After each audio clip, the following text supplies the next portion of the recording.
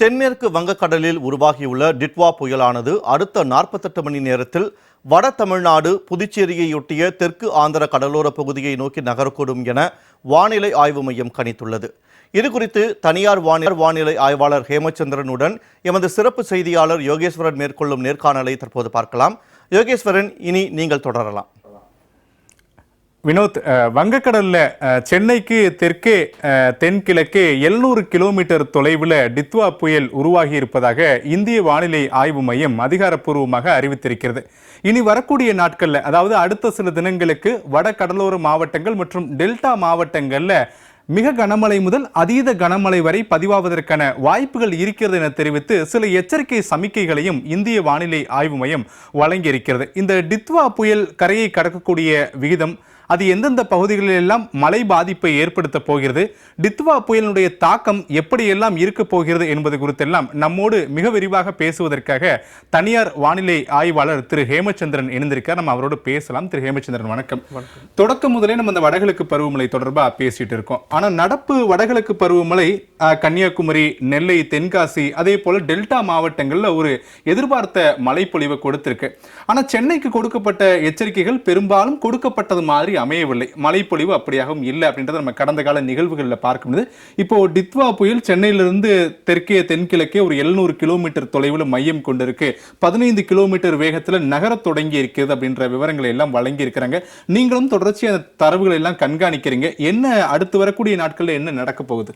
குறிப்பாக பார்த்தோம்னா, நமக்கு அந்தமான் அருகே முதல்ல புயல் உருவாகும்னு சொல்லப்பட்ட நிலையில் அப்போதிலிருந்தே இந்த இலங்கைக்கு அருகே நிலவக்கூடிய தாழ்வு பகுதி தான் வலுப்பெறும் என்ற ஒரு ஒருமித்த கருத்து கிடைச்சது. இப்போ தற்போது பார்த்தோம்னா, நமக்கு இலங்கையை ஒட்டிய தெற்கிலங்கை மற்றும் அதனை ஒட்டிய தென்மேற்கு வங்கக்கடலில் அந்த புயல் சின்னம் உருவாகியிருக்கு.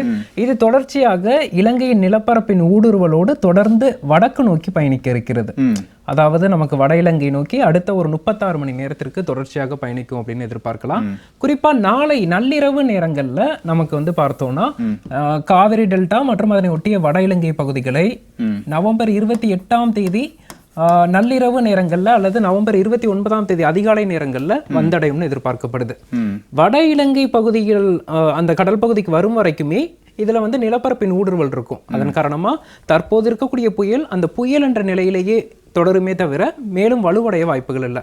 ஆனால் அது எப்போது வட இலங்கை மற்றும் அதனை ஒட்டிய டெல்டா கடற்கரையை அடையும் போது மேலும் சற்று வலுவடைய வாய்ப்புகள் இருக்கு. மேலும் வலுவடைனா இப்ப புயலா இருக்குது, மேலும் வலுவடைனா இதை விட தீவிர புயலாக மாறுமா, இல்ல எந்த ஸ்டேஜுக்கு போகும்? நமக்கு தீவிர புயல் அப்படிங்கிறத விட குறிப்பா சொல்லணும்னா, புயல் என்றாலே மணிக்கு 63 கிலோமீட்டருக்கு மேல அந்த மையத்தை நோக்கி காற்று வீசும்போது புயல்னு சொல்லிடுவோம்.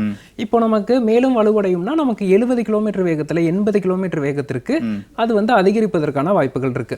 இயல்பா புயல் என்று சொல்லப்படும் போது மணிக்கு 63 முதல் 88 கிலோமீட்டர் வரைக்கும் மையத்தை நோக்கி காற்று வீசும் போது நமக்கு அது புயல் என்ற தரத்துல தான் வச்சிருப்போம்.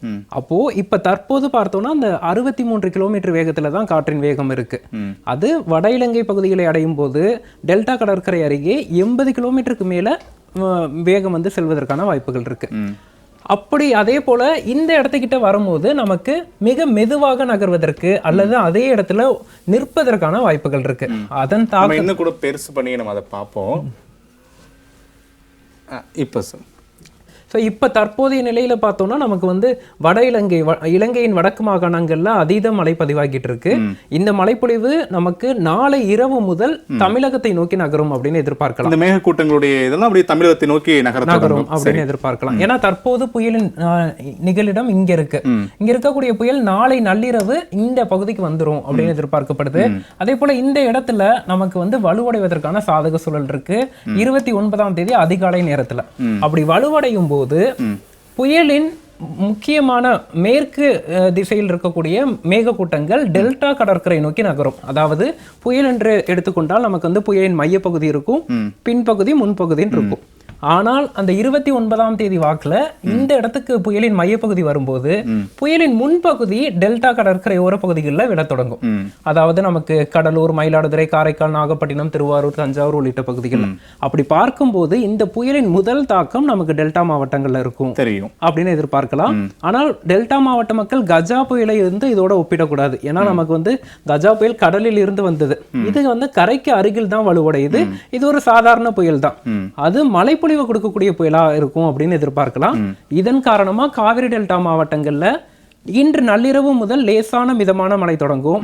நவம்பர் 28ஆம் தேதி இரவு முதல் நவம்பர் 30ஆம் தேதி காலைக்குள்ளான 36 மணி நேரத்தில் பரவலா கடலூர், மயிலாடுதுறை, காரைக்கால், நாகப்பட்டினம், திருவாரூர், தஞ்சாவூர், புதுக்கோட்டை போன்ற மாவட்டங்கள்ல அநேக இடங்கள்ல கன முதல் மிக கனமழை எதிர்பார்க்கலாம். குறிப்பாக கடலூர், மயிலாடுதுறை, காரைக்கால், நாகப்பட்டினம், திருவாரூர் மாவட்டங்கள்ல அதீத கனமழை வரைக்கும் பதிவாவதற்கான வாய்ப்புகள் இருக்கு. ஏமச்சந்திரன், இப்ப இருக்கக்கூடிய நிலைமையில இந்த குறிப்பிட்ட பகுதிகளில் அது மையம் கொண்டு இருக்கு.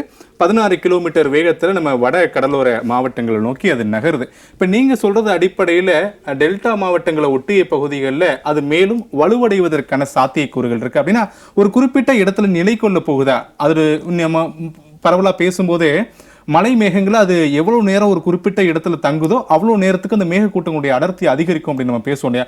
அப்போ டெல்டா மாவட்டங்களை ஒட்டி இருக்கக்கூடிய பகுதிகளில் அது நிற்க போகிறது அப்படின்னா இன்னும் அந்த மழையினுடைய தாக்கம் அதிகமா இருக்கும் தான் நம்ம புரிஞ்சுக்க முடியும். அதுதான் தற்போது பார்த்தோம்னா இலங்கை நிலப்பரப்பின் ஊடுருவல் இருப்பதன் காரணமா வடக்கு திசையில பயணிக்குது. வடக்கு திசையில் பயணித்து இந்த கடல் பகுதிக்கு வந்தவுடன் நமக்கு பார்த்தோம்னா மற்ற காரணிகளை பார்க்கும்போது இந்த இடத்துல உயரழுத்தம் இருக்கு. ஸோ இங்க இருக்கக்கூடிய உயரழுத்தம், அதே போல மேற்கத்திய தாழ்வு நிலையின் போக்கு இங்க இருக்கு.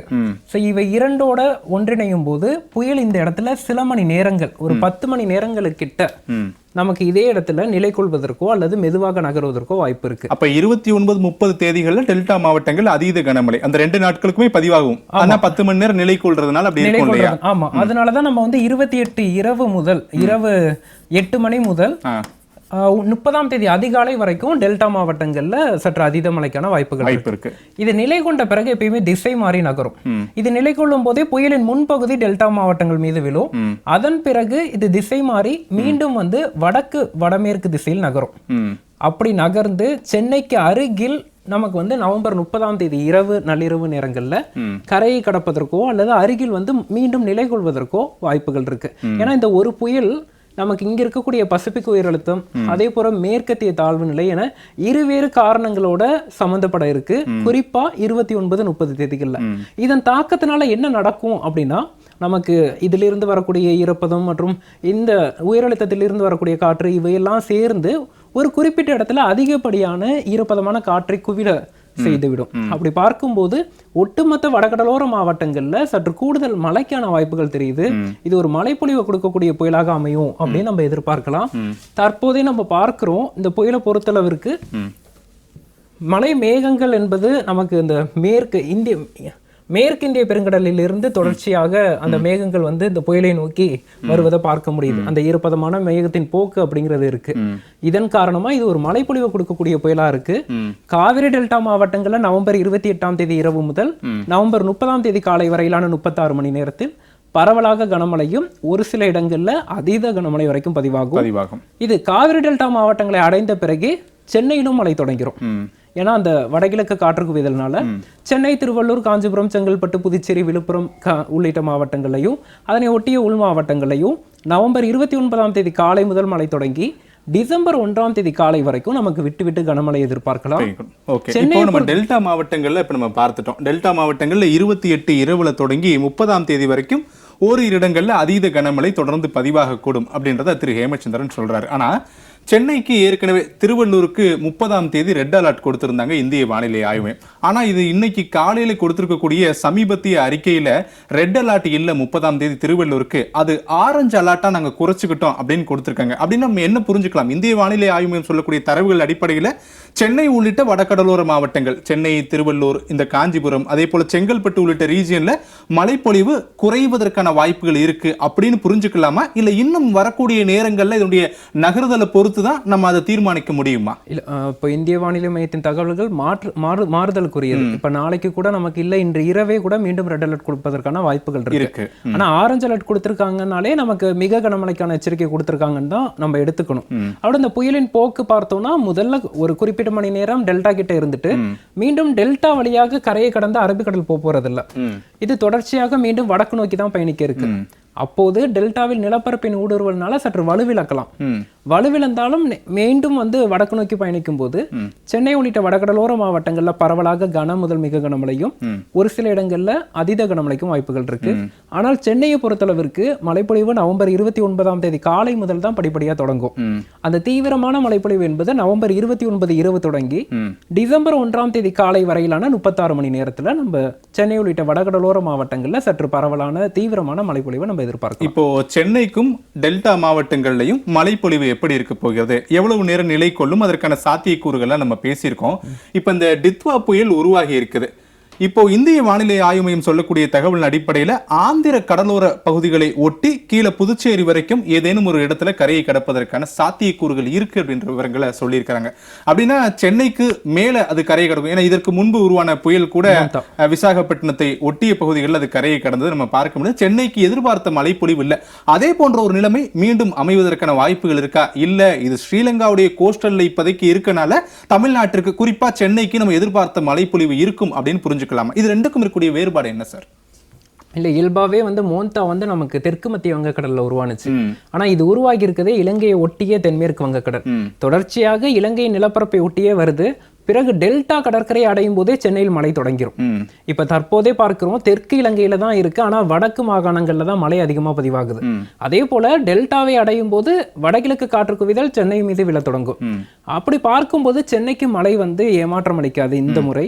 குறிப்பா நமக்கு டெல்டாவில் கரையை கடந்து மேற்கு நோக்கி செல்ல போறதில்ல, அது மீண்டும் வடக்கு நோக்கி தான் பயணிக்க இருக்கு. அப்படி பார்க்கும்போது வடகடலோர மாவட்டங்கள்ல சற்று டெல்டாவில் மழை தொடங்கி சில மணி நேரங்களுக்கு பின்பு தான் மழை தொடங்கும் சென்னையில. ஆனால் ஒட்டுமொத்த வடகடலோர மாவட்டங்களே நல்ல மழை எதிர்பார்க்கலாம்.